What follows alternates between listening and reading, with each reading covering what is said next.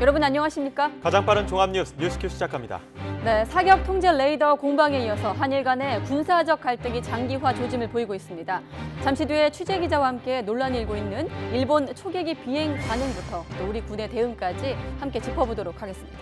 그랜드 캐니언 추락 사고로 20대 청년이 의식불명 상태에 빠지면서 오도 가도 못하는 상황입니다. 여행사와의 책임 공방은 물론 국가 차원의 책임 범위에 대한 해석도 분분합니다. 잠시 뒤에 알아보겠습니다. 먼저 오늘의 주요 뉴스입니다.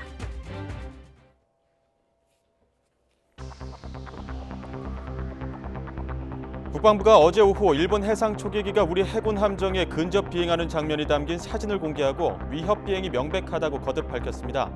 정경도 국방부 장관은 오늘 에이브럼스 한미연합사령관을 만나 일본 초계기 위협 비행 관련 대책을 논의했습니다. 김정은 국무위원장이 북미 고위급 회담 결과에 만족했고 2차 북미 정상회담 실무 준비에 대해 과제와 방향을 제시했다고 북한 매체가 전했습니다. 김 위원장은 트럼프 미국 대통령의 친서를 받고 인내심과 선의의 감정을 갖고 기다리겠다며 2차 북미 정상회담에 대한 의지를 드러냈습니다. 경기 둔화 우려가 커지는 상황에 세계 경제 불확실성이 다소 줄어드는 데 따라 한국은행이 기준금리를 연 1.75%로 동결했습니다. 관심이 집중됐던 올해 성장률 전망치는 기존 2.7%에서 2.6%로 낮췄습니다. 체육계 미투 파장이 커지면서 최근에는 동성 지도자나 선수로부터 성폭력을 당했다는 폭로도 잇따르고 있습니다.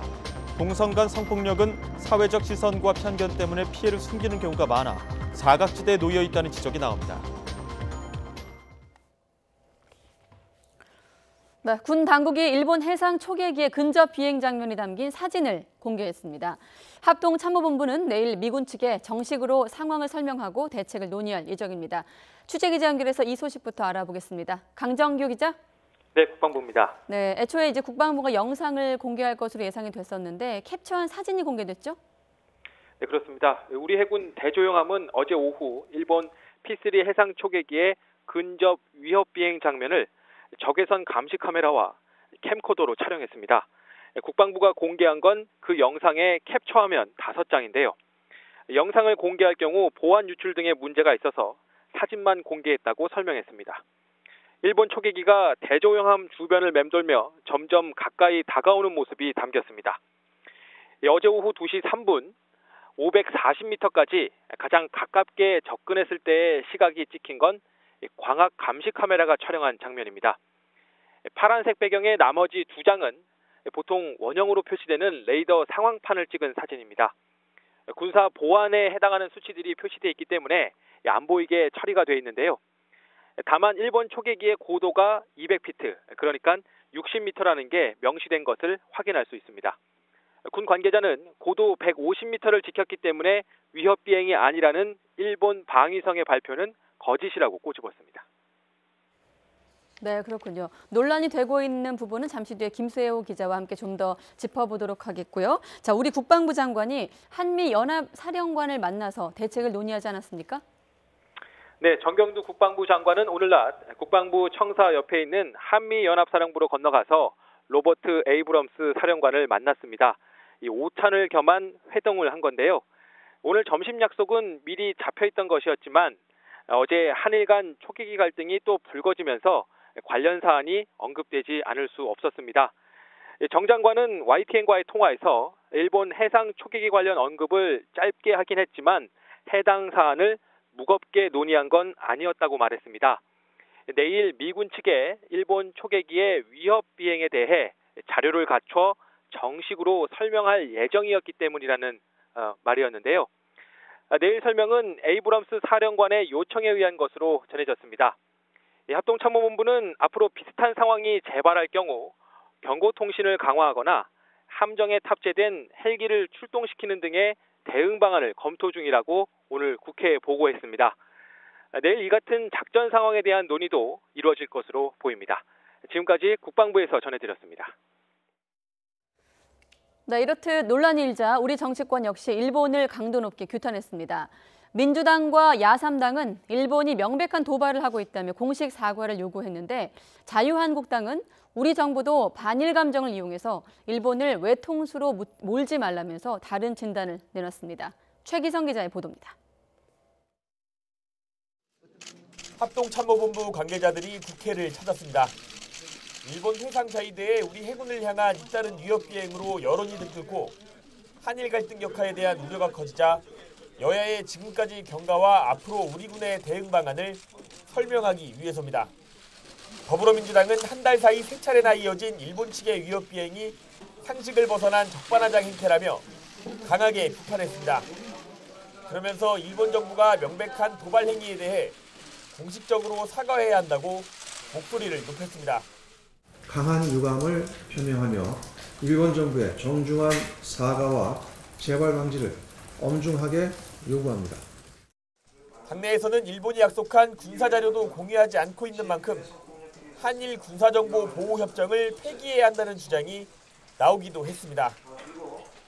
자유한국당 역시 일본 정부가 우방 국가의 갈등을 국내 정치적 지지력 보수단으로 쓰는 것이 유감이라며 엄중하게 항의해야 한다고 강조했습니다. 다만 일본 정부에 대한 비판과 함께 우리 정부를 향해서도 쓴소리를 냈습니다.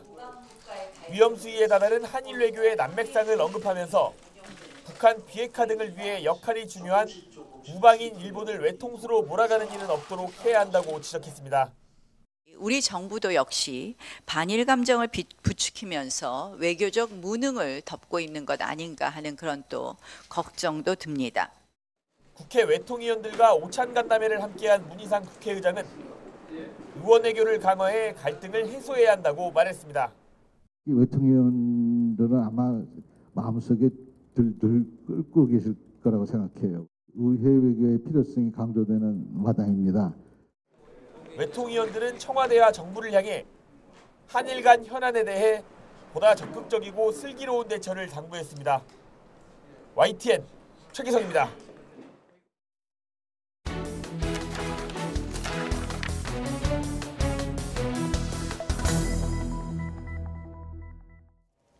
네, 사격 통제 레이더 공방에 이어서 한일 간 군사적 갈등이 장기화될 조짐을 보이고 있습니다. 취재 기자와 함께 조금 더 깊이 나눠보겠습니다.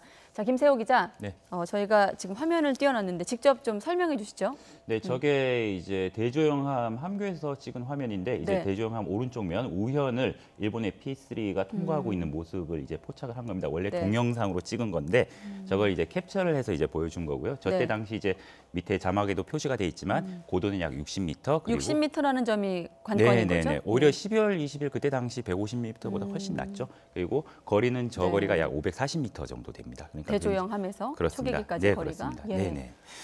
그래서 일단 지금 사실은 오늘 국방부가 그 영상 그러니까 이제 직접 저 캠코더로 찍은 영상과 네. 그다음에 적외선 카메라로 찍은 이 영상 일부를 이제 일본이 계속 발뺌을 하니까 여기에 대한 증거 자료로 제시를 하려고 했지만 이제 더 이상 불필요한 이제 확전은 좀 피하자는 분위기가 있었기 때문에 보안의 이유도 있나요? 그렇죠. 그렇습니다. 이제 그 레이더 화면 이런 부분들이 우리 이제 레이더의 이런 운용 상태를 또 보여줄 수 있기 때문에 노출이 될 수 있기 때문에 이제 그런 부분을 고려를 해서 이제 사진 5장 정도로만 일단은 하는 걸로 일단 그렇게 가름을 했고요. 그래서 일단 상황을 정리를 해보면 이제 일본 초계기 P3가 우리 해군 함정인 대조영함에 접근한 게 어제 오후 2시 3분입니다. 이어도 서남방 131km 떨어진 공해였습니다. 일본 초계기는 대조영함을 향해 거리 540m, 고도는 약 60에서 70m로 다가왔는데요. 대조영함은 이때 경로를 이탈하고 더 이상 접근할 경우 자위권 조치를 취하겠다는 경고 방송을 무려 20여 차례를 했고, 근데 이 초계기는 응답은 하지 않은 것은 물론 오히려 30분을 더 우리 함정 주변을 맴돌았던 것으로 파악되고 있습니다. 네, 왜 그랬을까 자꾸 의문이 드는 그렇습니다. 대목인데 잠시 뒤에 여쭤보도록 하고 네. 자 이거 말고도 올해 2차례 더 저공 위협 비행이 있었던 사실도 뒤늦게 확인되지 않았습니까? 네, 그렇습니다. 사실 어제 발표 전까지는 이게 알려지지 않았던 내용인데 네. 이 국방부가 이제 어제 밝힌 내용인데요. 이제 18일 지난 18일에는 울산 동남방 81km 지점, 이 81km 지점에서 우리의 이지스함이죠. 이 이지스함 율곡 2함을 이제 거리 1.8km, 고도 60에서 70km로 접근을 했고요. 그리고 20일에는 제주 동남방 83km에서 이 상륙함인 노적봉함과 이제 군수지점함인 소양함에 약 3.6km 거리에서 무려 30에서 40m 높이로 다가왔던 것으로 파악되고 있습니다. 이게 지난해 12월 20일 광개토 대왕함에 이어 무려 한 달 동안 이제 4차례 저공 위협 비행을 이어온 건데요. 네. 특히 올해 들어 일본 초계기가 감행한 저공 비행은 이 지난해 이제 12월 20일 고도 150m로 접근했을 당시보다 훨씬 낮은 고도입니다. 이 일본 측은 이때도 국제 민간 항공기구 이카오의 고도 규정 150m 높이여서 문제가 없다고 주장했던 적이 있었죠. 근데 사실 이 규정도 이거는 민간 항공기에 해당이 되는 거지 네. 이 군용기에는 전혀 해당 사항이 없습니다. 그런데 문제는 지금은 이제 그나마 이것도 지키지 않았다는 거고요. 네, 민간 네. 항공기가 지키는 기준도 못 지켰다 이렇게 해석하면 그렇습니다. 되겠죠? 네, 그렇습니다. 예. 자, 지금 뭐 보니까 30m, 60m 상당히 규정보다 낮은 저고도 비행을 했다는 건데 이런 낮은 고도뿐만 아니라 이 비행하는 패턴도 문제가 있다면서요? 그렇습니다. 이 일본 초계기는 사실 자기들의 그 매뉴얼에도 정해져 있고요. 이 방위성 홈페이지에 가면 그 패턴 3가지가 나와 있습니다. 해서는 안 될 네. 그 패턴이 3가지가 있는데 우선 보면 함선을 향해서 상대국의 함선을 향해서 이제 직선으로 날아가는 행위 이거 한 가지. 그다음에 한 가지는 이제 여기 공격 모의 비행이라고 해서요. 네. 이 공중에서 이 사선으로 강화하는 행위입니다. 이거는 이제 공격 화기를 쏠 수 있는 그 비행 행태이기 때문에 공격 모의 비행이고요. 그다음에 함선 앞부분을 가로지르는 행위. 이제 이 3가지를 이제 대표적으로 자기들 매뉴얼에서도 해서는 안 되는 3가지 비행 패턴이라고 정의를 하고 있는데 네. 이게 어제 그 대조영함의 이 위협 비행을 했을 땐 이 3가지 패턴이 모두 다 들어갔다는 게 우리 군의 판단입니다. 그래서 그리고 문제는 이 P3 초계기 자체는 이 단순한 초계 경계 임무뿐만이 아니라 네. 이 안에는 이제 대함 유도 미사일과 어뢰가 장착이 돼 있기 때문에 유사시에는 이 함선과 교전도 할 수 있도록 돼 있죠. 그래서 사실 이러한 초계기가 저공 위협 비행을 해올 경우는 이 승조원들 입장에서는 굉장히 위협으로 느낄 수밖에 없습니다. 그렇군요. 네. 자, 조금 요약을 해서 질문 드리겠습니다. 네. 자, 국방부 반응이 어제 이례적으로 강경한 어조였는데 행동 수칙에 따라 강력히 대응하겠다 이런 예고를 해놨습니다. 구체적으로 어떤 내용입니까? 네, 일단 합동참모본부가 오늘 국회에 보고를 했던 내용이죠. 이제 네. 일본 초계기가 이제 금접 위협 비행을 할 경우 이제 경고 통신의 강도를 높이는 방안을 검토하고 있는 것으로 전해졌습니다. 우선 초계기가 예를 들면 이제 초계기가 5마일 안으로 들어왔을 때 경고 통신을 이제 발령했던 것을 네. 이제 10마일로 이제 거리를 좀 더 늘려서 더 먼 거리에서도 이제 다가올 경우는 경고 통신을 하겠다. 이제 대략적으로 그런 내용이고요. 그다음에 위협 비행이 있을 경우 이제 그 함정에 탑재된 헬기를 직접 띄워서 이제 대응을 하는 방안 등을 검토를 하고 있는데 다만 이제 세부적인 내용의 경우는 이 작전 내용의 경우는 보안상 이제 좀 당장은 밝히기가 곤란하다는 게 현재 합참의 입장입니다. 네, 우리가 얘기 시작할 때 왜 그럴까를 네네. 잠시 뒤에 짚어보겠다고 했는데 아까 보니까 함선을 향한 비행 여기도 지금 본인들이 금지하고 있는 어떤 그렇습니다. 패턴을 적용할 수 있을 것 같은데 네. 왜 일본이 이렇게 우리 군에 대해서 집요할 정도로 도발을 하고 있을까요? 어떤 해석이 나오고 있습니까? 네, 사실 일본은 지난해 이제 12월 20일 우리 해군 관계토함이 이제 자신들의 초계기를 향해서 사격 통제 레이저를 비췄다. 이제 계속 끊임없이 주장을 하고 있죠. 그리고 객관적인 증거도 현재까지는 제시를 한 적이 없고 네. 일방적인 자기들의 주장을 담은 화면을 공개를 하고 그리고 이후에도 자기들이 그냥 협의를 중단하겠다고 끄는 상황이었습니다. 한 달 동안 거의 여론전을 이제 펼쳐왔는데 즉 이제 한국이 우방국임에도 불구하고 이제 자신들을 향해서는 적대 행위를 할 수 있는 잠재적인 위협이라는 걸 은연중에 자국민들에게 이제 각인을 시키려는 의도가 있다고 봐야 되고요. 그리고 이제 올해 이제 잇따라 감행된 이런 저고도 비행의 경우도 이제 같은 맥락으로 해석을 할 수가 있습니다.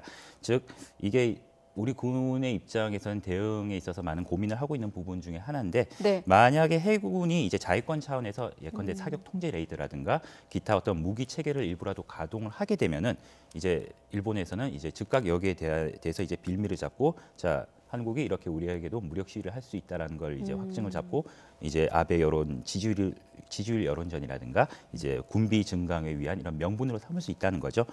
그리고 또 한 가지는 이제 초저고도로 위협 비행을 하면서 우리 해군이 이제 레이더를 가동을 할 경우 이 레이더에 대한 정보를 입수를 할 수 있기 때문에 네. 여기에 대한 어떤 군사 작전의 의미도 포함이 돼 있지 않나라는 게 상당수 많은 전문가들의 추측이기도 합니다. 그래서 이 때문에 군에서도 강경 대응 방침을 놓고 어떤 매뉴얼로 대응을 할지 이런 부분에 대해서 현재 계속 고민을 거듭하고 있는 것으로 알려지고 있습니다. 네, 행동 수칙에 따라서 강력히 대응하겠다고 네. 했으니까 우리 네. 군의 앞으로의 방침도 지켜보도록 하겠습니다. 네, 김세호 기자였습니다. 수고했습니다. 감사합니다.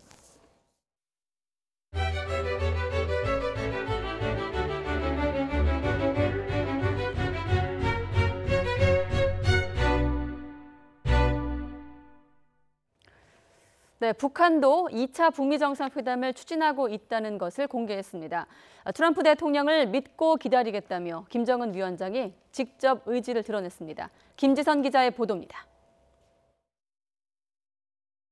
신년사를 발표했던 집무실에서 김영철 통일전선부장과 마주 앉은 김정은 위원장.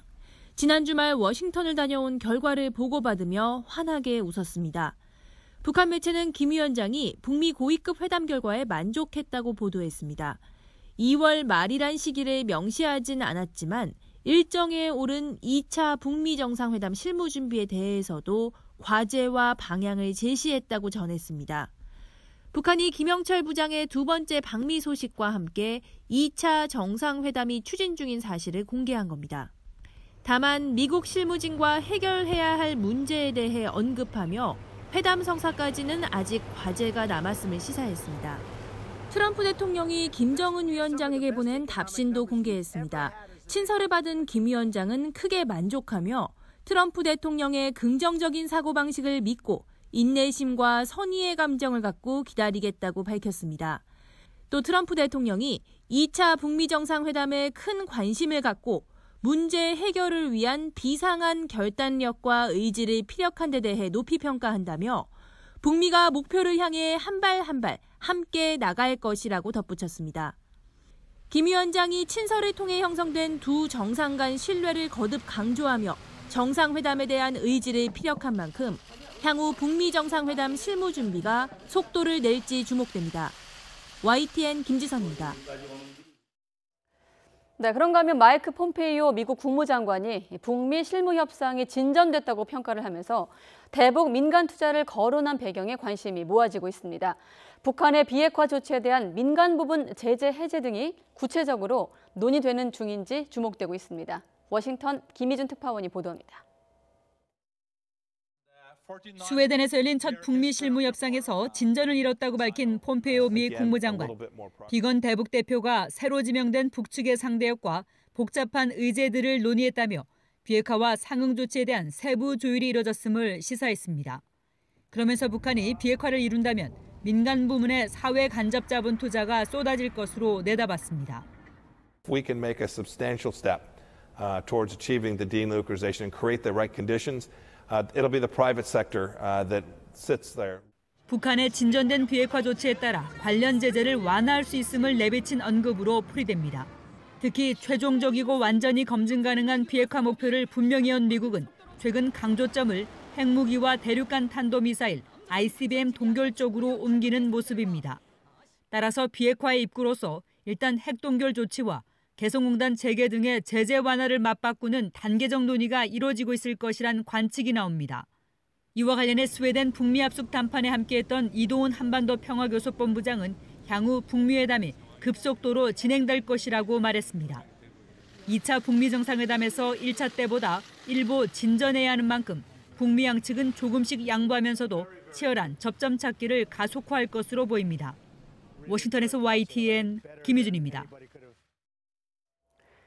스티븐 비건 미 국무부 대북 특별대표의 새 카운터파트로 여겨지고 있는 김영철 전 주 스페인 북한 대사는 과거 군축 업무 경험이 있는 것으로 전해졌습니다.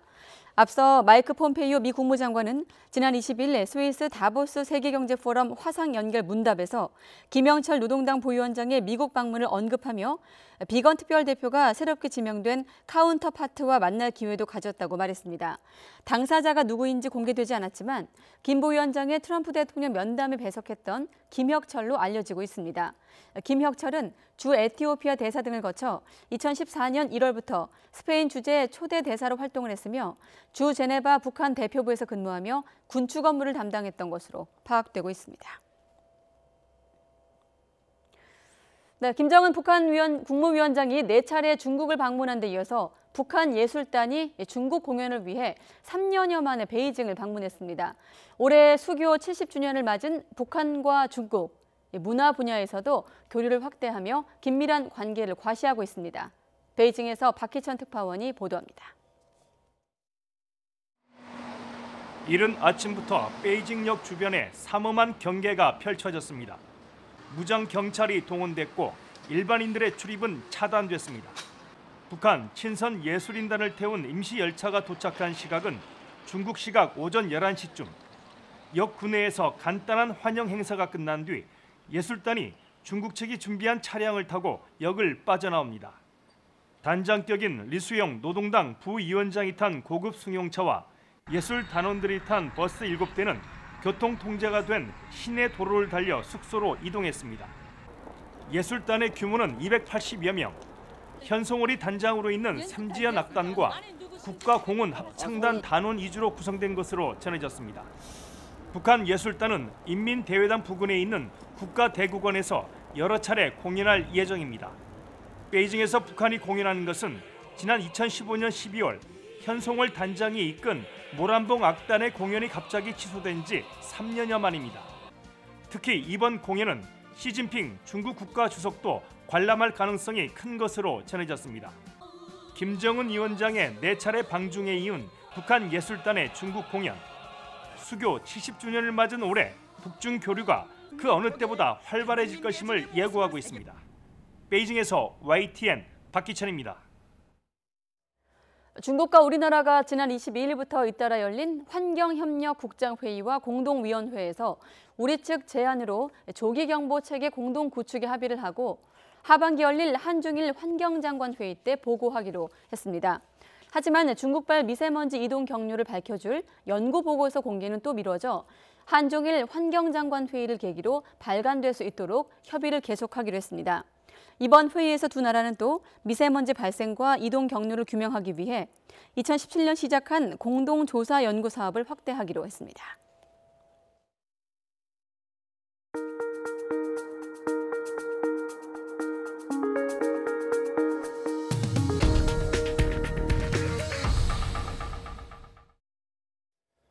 문재인 대통령이 조혜주 중앙선거관리위원회 위원을 임명했습니다. 정치 편향 논란으로 국회 인사청문회가 제대로 열리지 않은 상태에서 청와대가 임명을 강행한 건데요. 야당은 협치 파괴 선언이라며 강하게 반발하고 있습니다. 취재 기자 연결합니다. 조은지 기자. 네, 국회입니다. 네, 극적으로 인사청문회가 열릴 것도 같았는데 결국 인사청문회 없이 임명됐군요. 네, 오늘 오후 4시 문재인 대통령은 조혜주 후보자에게 중앙선거관리위원 임명장을 수여했습니다. 국민대 정치대학원 겸임교수인 조 위원은 이로써 지난달 13일 내정된 이후 40여일 만에 공식 취임하게 됐습니다. 청와대는 앞서 기자들에게 국회가 인사청문 기간이 지나도록 국청문회를 열지 않았다며 헌법기관인 선관위 공백을 최소화하기 위해 임명 절차를 밟는다고 설명했습니다.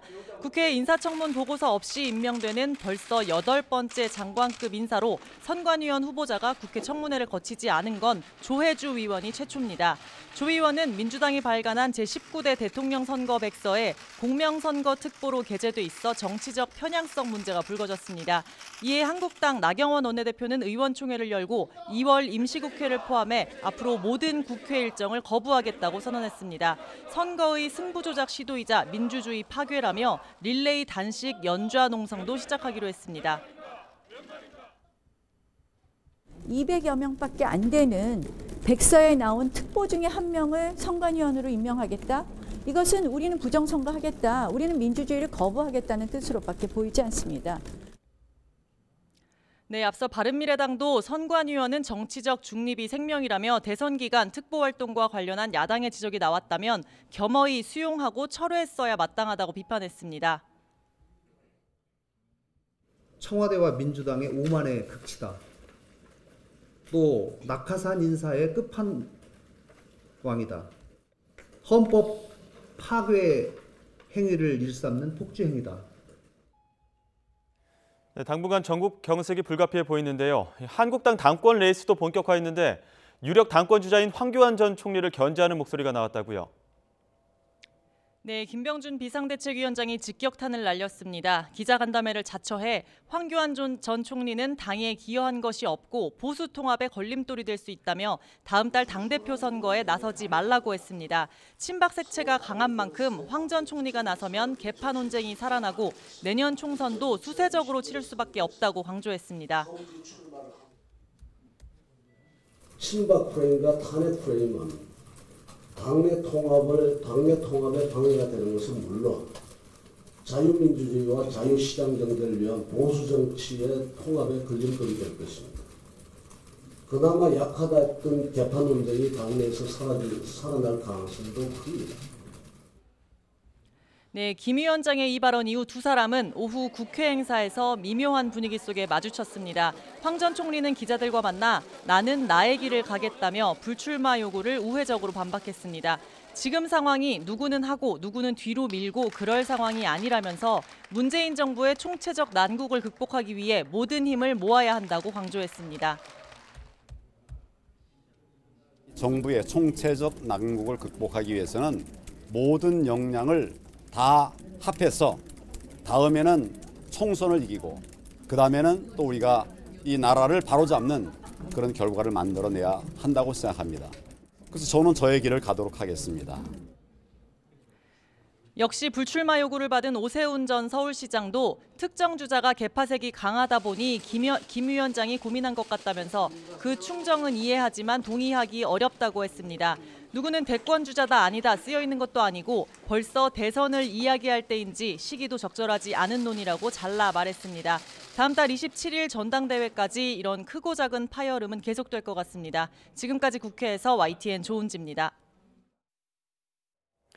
올해 전국 표준 단독주택 공시가격이 지난해보다 9.13% 올라 상승률이 집계된 2006년 이후 최고치를 기록했고 특히 서울은 처음으로 두 자릿수 상승률을 나타냈습니다. 공시가격이 시세를 얼마나 반영하는지 나타내는 현실화율은 1.2%포인트 오른 53%로 집계됐습니다. 오늘 국토교통부 발표 내용을 보면 서울이 17.75%로 지난해 상승률의 2배를 뛰어넘으며 최고 상승률을 기록했고 대구와 광주가 각각 9.18%와 8.71%로 뒤를 이었습니다. 경남은 0.69%로 가장 적게 올랐습니다. 국토부는 부동산 공시가격이 주택 유형과 지역, 가격대별로 불균형이 컸던 만큼 상대적으로 저평가됐던 고가주택의 현실화율을 높였다고 설명했습니다. 한국은행이 또 한 번 성장률 전망치를 낮췄습니다. 지난해에도 부진했던 고용과 투자는 물론이고 수출마저도 악화할 것으로 내다봤는데요. 기준금리는 동결했는데 올해 안에 기준금리를 인상하기는 쉽지 않아 보입니다. 조태현 기자가 보도합니다.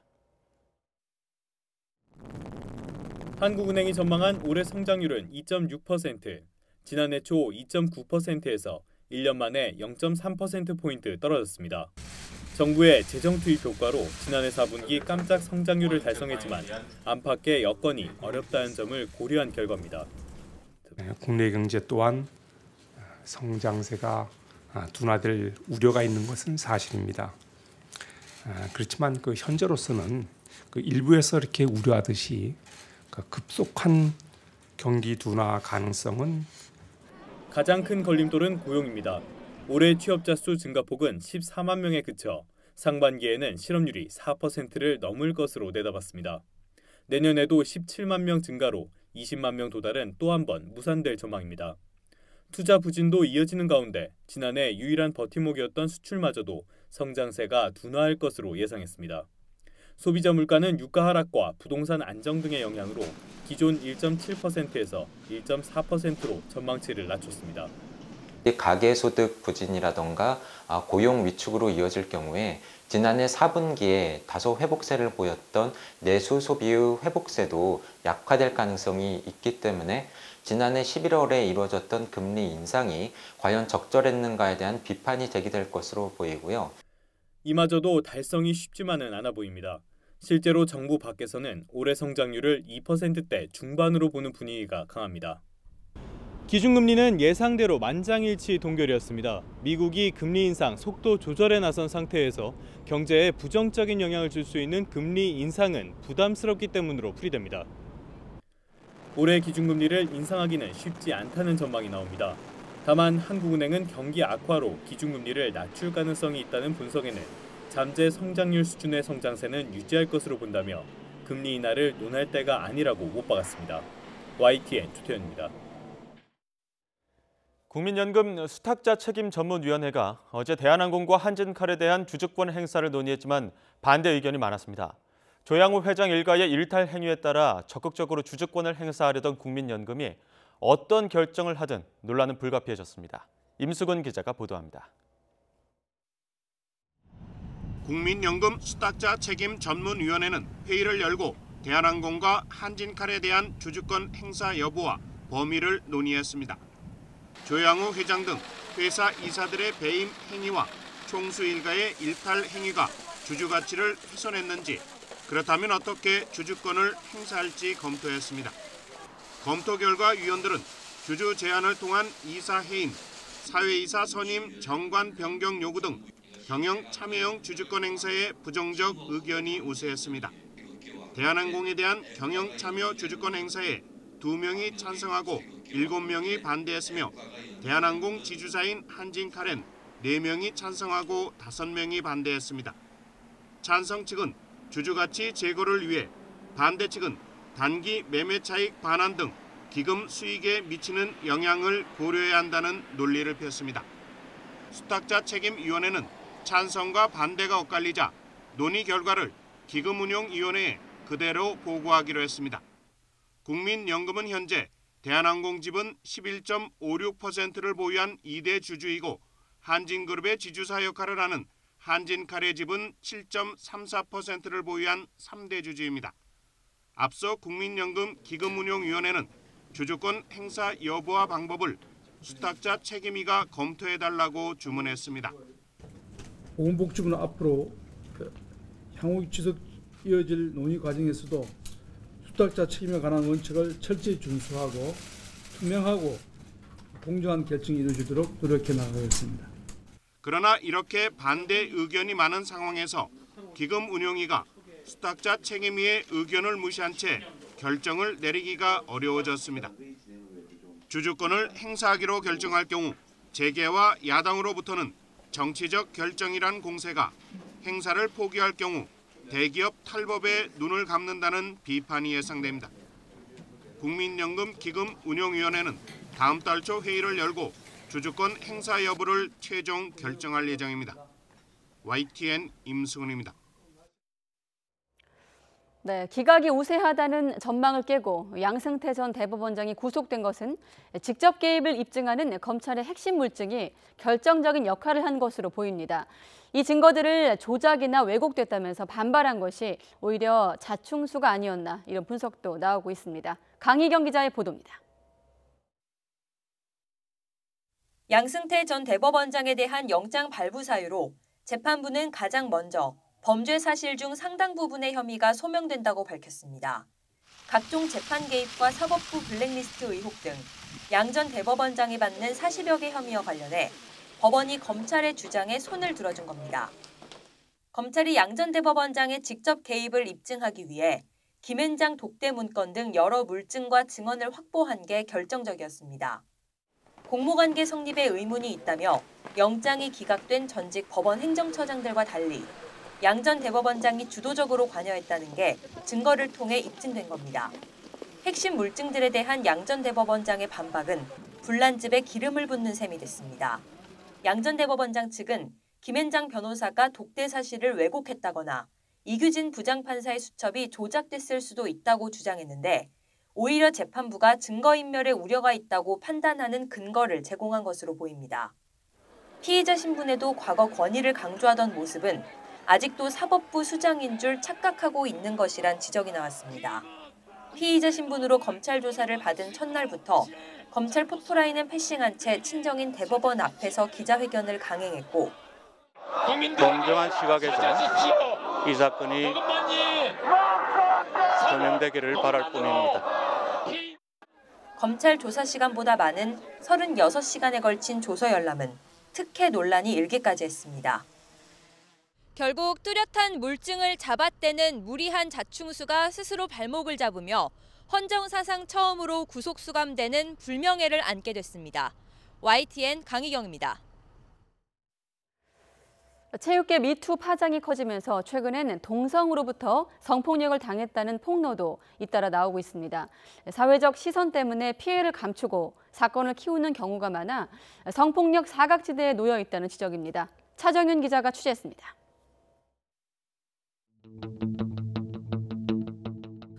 고교 농구부 선수 A군이 코치에게 성추행을 당한 건 2년 전 동계훈련 합숙소 안이었습니다.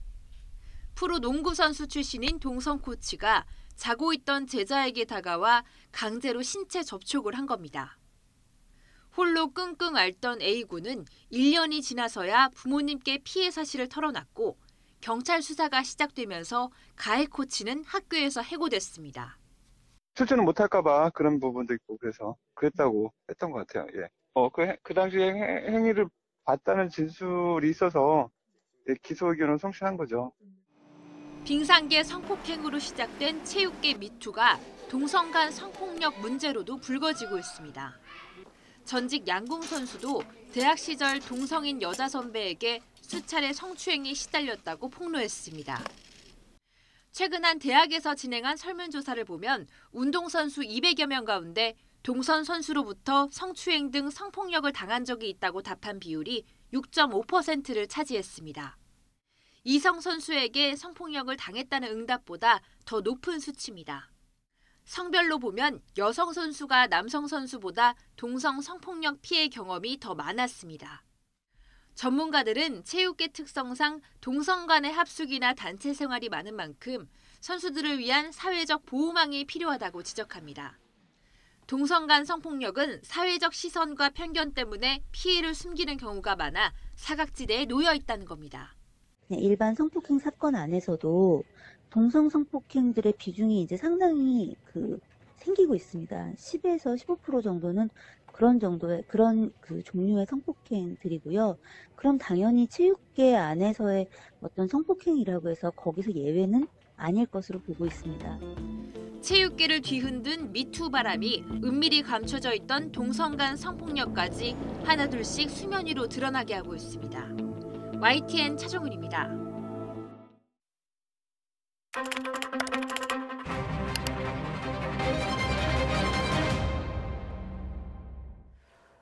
정부가 29일 예비 타당성 조사 면제 대상을 발표할 것이라고 알려지면서 혈세 낭비에 대한 우려가 나오고 있습니다. 넘치지만 꼭 필요한 정보를 담은 뉴스 TMI, 오늘은 예비 타당성 조사로 정했습니다.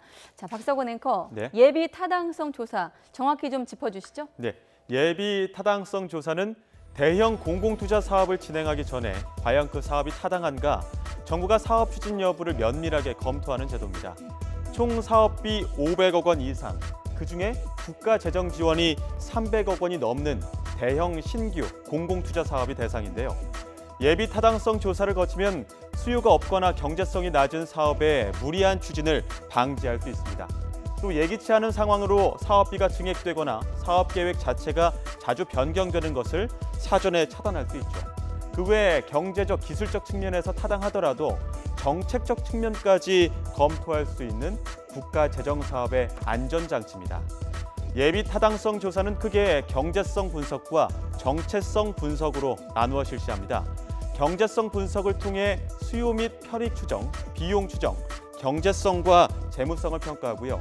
정체성 분석을 통해 지역 경제 파급 효과, 사업 추진 위험 요인, 그리고 지역 균형 개발과 환경성 등을 검토합니다.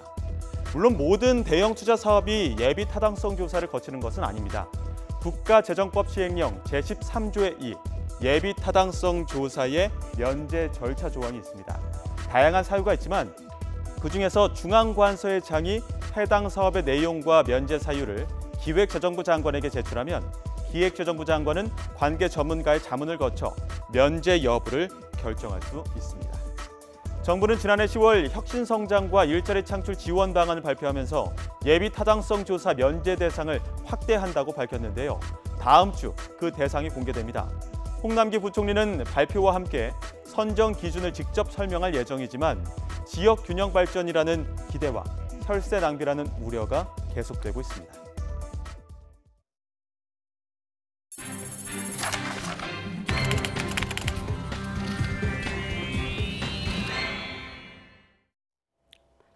네, 59년 만에 아시안컵 우승을 노리고 있는 축구대표팀의 8강전이 하루 앞으로 다가왔습니다. 대표팀은 어제 경기가 열리는 아부다비로 이동을 했는데요. 아부다비 현장에 취재기자가 나가 있습니다. 양시창 기자. 네, 아부다비입니다. 네, 일단 16강전에서의 어떤 체력 소모가 좀 걱정이 되는데 현지 분위기 어떻습니까?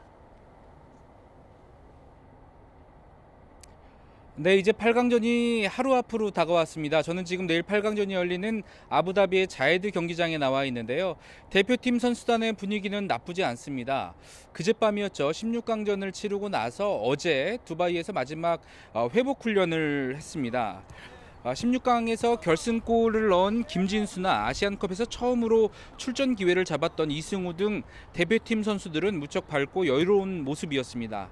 운동장에는 바레인전 선발로 경기에 나선 선수 11명은 모습을 드러내지 않았는데요. 숙소에서 수영과 스트레칭 등으로 체력 회복에 전념했습니다. 사흘 간격으로 경기가 진행되기 때문에 아무래도 체력을 다시 끌어올리는 일이 현재 가장 중요합니다. 대표팀은 어제 오후 이곳 아부다비로 이동했습니다. 아부다비는 대표팀의 대진표상 카타르와의 8강전뿐만 아니라 4강전과 결승전이 열리는 장소이기도 합니다. 이제 더는 이동할 필요 없이 오로지 경기에만 집중할 수 있게 됐습니다. 또 조별리그 마지막 경기였죠. 중국과의 3차전에서 완승을 거둔 좋은 기억이 있는 도시이기도 합니다. 대표팀은 우선 체력 회복에 집중하면서 8강전 전략을 마련하고 있습니다. 이제 잠시 뒤 8시에 벤투 감독이 공식 기자회견을 열 예정이고요. 이어서 10시부터는 훈련을 합니다. 네, 벤투 감독의 기자회견도 궁금한데 그 전에 축구협회 긴급 브리핑이 잡히지 않았습니까? 어떤 내용인지 알려진 게 있나요? 네네, 축구협회는 어젯밤, 그러니까 한국 시간으로는 오늘 새벽에 브리핑을 예고했습니다. 김판곤 국가대표 감독 선임위원장이 직접 브리핑을 할 예정인데요. 내용은 최근 대표팀의 부상자가 속출하면서 의무팀 관리 문제가 도마 위에 올랐는데요. 주치의가 이선 공격자원 이재성의 부상 부위를 제대로 파악하지 못했다는 지적이 있었고요. 또 의무팀 직원과 축구협회의 불화설도 불거졌습니다. 의무팀 직원이 이곳 아랍에미리트까지 동행했다가 사표를 내고 한국으로 돌아간 사실이 알려지면서 협회와의 갈등 때문이 아니냐는 의혹입니다. 이에 대한 해명과 진화를 위한 자료로 보시면 되겠습니다. 벤투 감독은 앞선 기자회견에서 이런 경기 외적인 부분에 대한 잡음이 연이어 보도되자 불편한 심기를 드러내기도 했습니다. 축구협회 관계자는 김판곤 위원장이 직접 나서 브리핑을 하는 것도 논란을 조기 진화하고 대표팀이 경기에만 집중하게 하기 위한 조치라고 설명했습니다. 관련 내용은 확인되는 대로 이어지는 뉴스에서 다시 전해드리겠습니다. 지금까지 아부다비에서 YTN 양시창입니다. 인도네시아 술라베시 섬 남부 지역에서 폭우로 제방이 무너지고 산사태가 일어나 적어도 26명이 숨지고 24명이 실종됐습니다. 인도네시아 재난당국은 남술라베시주의 주도인 마카사르 시내와 주변 10개 지역에서 홍수가 발생했다며 이같이 밝혔습니다. 폭우를 동반한 강풍이 이어지면서 지난 22일 오후부터는 곳곳에서 강이 범람하기 시작했습니다. 마카사르 시내를 끼고 흐르는 지네베랑강 상류에 위치한 빌리빌리 댐의 수위가 급격히 높아지자 사전 예고 없이 방류한 것도 피해를 키운 원인이 됐습니다. 스페인에서 공유 택시에 대한 규제를 요구하는 택시기사들이 한때 수도 마드리드 순환고속도로를 봉쇄하고 시위를 벌였습니다. APTN을 비롯한 외신들은 이같이 전하고 일부 택시기사들은 프랑스 시위대가 입었던 노란 조끼를 입고 시위에 참가했으며 경찰과 충돌도 빚었다고 보도했습니다.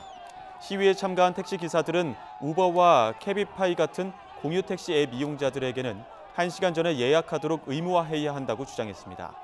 마드리드시 당국은 이에 대해 바르셀로나시에서 수용한 이와 같은 규제는 중세시대로 돌아가자는 것이라며 거부 의사를 분명히 했습니다.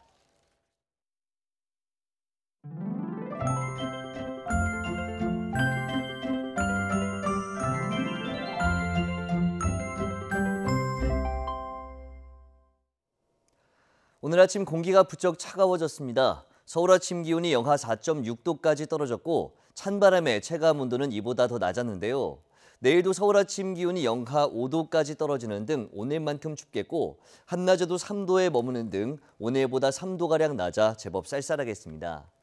오늘 대체로 맑은 하늘이 함께 했는데요. 내일도 대체로 맑은 날씨가 이어집니다. 미세먼지 농도도 대부분 보통 수준을 유지하겠습니다.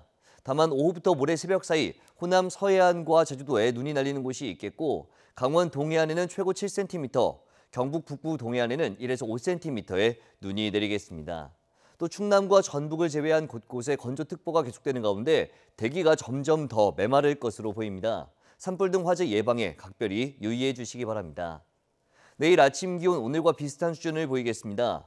서울 영하 5도, 대전도 영하 5도, 광주 영하 3도, 부산 3도로 예상됩니다. 낮 기온은 오늘보다 2도에서 4도가량 낮겠습니다. 서울 3도, 대전 5도, 광주 6도, 부산 9도로 예상됩니다. 이번 주말에도 대체로 맑은 가운데 겨울 추위가 계속될 것으로 전망됩니다. 지금까지 날씨 정보였습니다. 네, 뉴스큐 2부에서 마칼럼니스트 황교익 씨 만나보도록 하겠습니다. 7시에 뵙겠습니다.